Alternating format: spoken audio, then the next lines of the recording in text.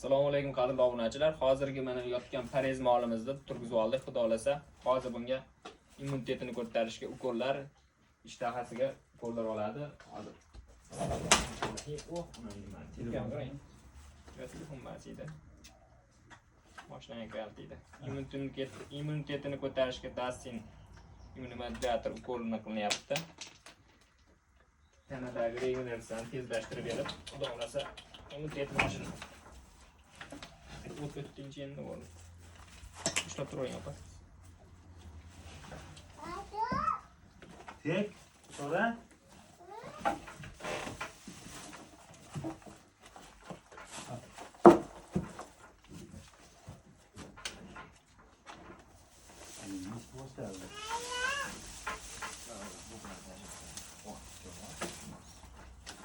Yo'q.